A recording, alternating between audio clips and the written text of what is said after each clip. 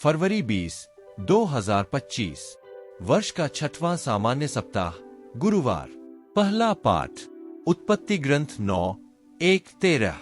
मैं बादलों के बीच अपना इंद्रधनुष रख देता हूँ, वह पृथ्वी के लिए ठहराए हुए मेरे विधान का चिन्ह होगा। ईश्वर ने यह कहते हुए नूह और उसके पुत्रों को आशीर्वाद दिया, फलों फूलों और पृथ्वी पर फैल जा।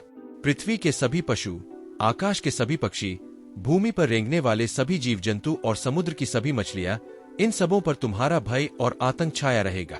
ये तुम्हारे अधिकार में है। हर विचरने वाला प्राणी तुम्हारे भोजन के काम आ जाएगा। मैं हरी वनस्पतियों के साथ ये सब तुम्हें दिए देता हूँ, किंतु तुम वह मांस नहीं खाना जिसमें प्राण अर्थात रक्त रह गया। मैं तुम लोगों के रक्त और जीवन का बदला चुकाऊंगा। मैं प्रत्येक पशु को उसका बदला चुकाऊंगा और प्रत्येक मनुष्य को उसके भाई के जीवन का बदला चुकाऊंगा। जो मनुष्य का रक्त बहाता है, उसी का रक्त भी मनुष्य द्वारा बहाया जाएगा, क्योंकि ईश्वर ने मनुष्य को अपना प्रतिरूप बनाया है। तुम लोग फलो फूलो, पृथ्वी पर फैल जाओ और उसे अपने अधिकार में कर लो। ईश्वर ने नूह और उसके पुत्रों से यह भी कहा, देखो, मैं तुम्हारे और तुम्हारे वंशजों के लिए अपना विधान ठहराता हूँ, और जो प्राणी तुम्हारे चारों ओर विद्यमान है, अर्थात पक्षी, चौपाए और सब जंगली जानवर जो कुछ जहाज से निकला है, और पृथ्वी भर के सब पशु, उन प्राणियों के लिए मैं तुम्हारे लिए यह विधान ठहराता हूँ, कोई भी प्राणी जलप्रलय से फिर नष्ट नहीं होगा और फिर कभी कोई जलप्रलय पृथ्वी को उजाड़ नहीं बनाएगा। ईश्वर ने यह भी कहा, मैं तुम्हारे लिए, तुम्हारे साथ रहने वाले सभी प्राणियों के लिए और आने वाली पीढ़ियों के लिए जो विधान ठहराता हूँ, उसका चिन्ह यह होगा, मैं बादलों के बीच अपना इंद्रधनुष रख देता हूँ, वह पृथ्वी के लिए ठहराए हुए मेरे विधान का चिन्ह होगा। प्रभु की वाणी। भजन स्तोत्र 101, 16, 21, 29, 22, 23। अनुवाक्य। प्रभु ने स्वर्ग से पृथ्वी पर दृष्टि दौड़ाए। एक, जब प्रभु सियोन का पुनर्निर्माण करेगा और अपनी संपूर्ण महिमा में प्रकट हो जाएगा, तो सभी राष्ट्र उसके नाम पर श्रद्धा रखेंगे और पृथ्वी के समस्त राजा उसके प्रताप के सामने झुकेंगे। वह दीन दुखियों की प्रार्थना सुनेगा, वह उनकी प्रार्थनाओं का तिरस्कार नहीं करेगा। 2, भावी पीढ़ी के लिए यह लिखा जाए, ताकि नवीन राष्ट्र प्रभु की स्तुति करे। प्रभु ने अपने ऊंचे तथा पवित्र स्थान से झुककर देखा और स्वर्ग से पृथ्वी पर दृष्टि दौड़ाई, जिससे वह बंदियों की कराह सुने और मरने वालों को मुक्त कर दे। 3, तेरे भक्तों के पुत्र सुरक्षा में निवास करेंगे और उनका वंश तेरे सामने बना रहेगा, जिससे सियोन में प्रभु के नाम की चर्चा हो और यरूशलेम में उसकी स्तुति होती रहे, जब पृथ्वी भर के सभी राष्ट्र प्रभु की पूजा के लिए मिलकर एक हो जाएंगे। जय घोष। योहन 64:69। अल्लेलुया। हे प्रभु, तेरी शिक्षा आत्मा और जीवन है, तेरे ही शब्दों में अनंत जीवन का संदेश है। अल्लेलुया। सुसमाचार।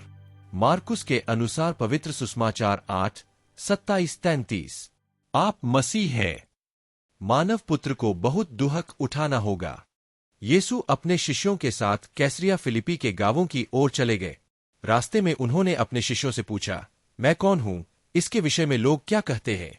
उन्होंने उत्तर दिया, योहन बपतिस्ता, कुछ लोग कहते हैं एलियस और कुछ लोग कहते हैं नबियों में से कोई। इस पर यीशु ने पूछा, और तुम क्या कहते हो कि मैं कौन हूँ? पेतरुस ने उत्तर दिया, आप मसीह है। इस पर उन्होंने अपने शिष्यों को कड़ी चेतावनी दी कि तुम लोग मेरे विषय में किसी को भी नहीं बताना। उस समय से यीशु अपने शिष्यों को स्पष्ट शब्दों में यह समझाने लगे कि मानव पुत्र को बहुत दुहक उठाना होगा, नेताओं, महायाजकों और शास्त्रियों द्वारा ठुकराया जाना, मार डाला जाना और 3 दिन के बाद जी उठना होगा।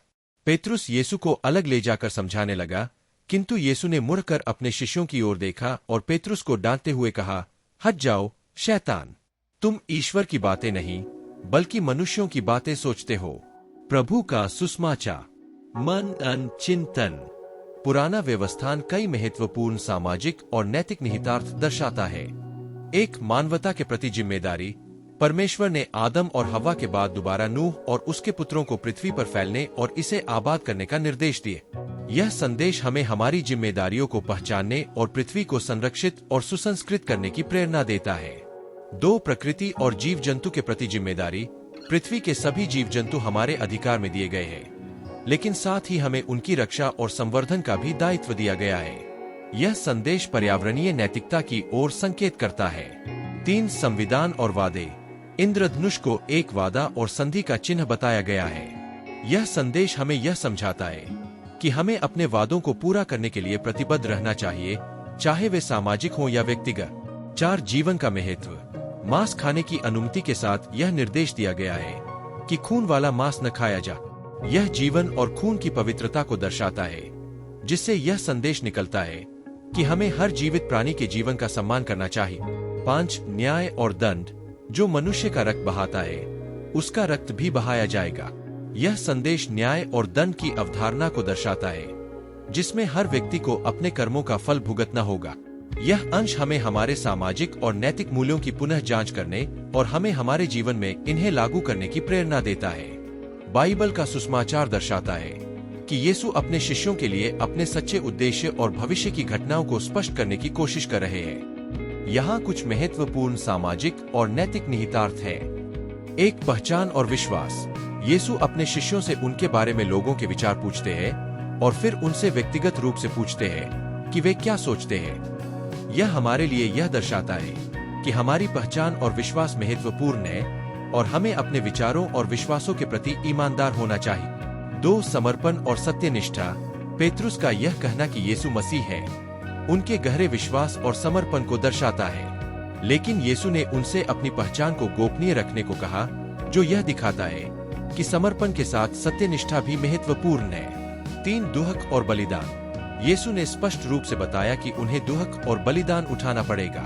यह हमें यह सिखाता है कि जीवन में कठिनाइयों का सामना करना पड़ सकता है और हमें इसके लिए तैयार रहना चाहिए। 4 ईश्वरीय और मानवीय दृष्टिकोण। पेतरुस की प्रतिक्रिया पर यीशु ने उसे डांटा और कहा कि वह ईश्वरीय दृष्टिकोण की बजाय मानवीय दृष्टिकोण से सोच रहा है। यह हमें यह सिखाता है कि हमें अपने दृष्टिकोण को विस्तारित करना चाहिए और गहरे अर्थों को समझने की कोशिश करनी चाहिए। यह अंश हमें हमारे विश्वास, समर्पण और दृष्टिकोण को पुनः जांचने और अपने जीवन में लागू करने की प्रेरणा देता है। इस तरह प्रतिदिन के बाइबल पाठ को सुनने और आशीष पाने के लिए ट्रू गॉस्पेल चैनल को लाइक, शेयर और सब्सक्राइब करें। ईश्वर आपको और आपके परिवार को आशीष दे। धन्यवाद।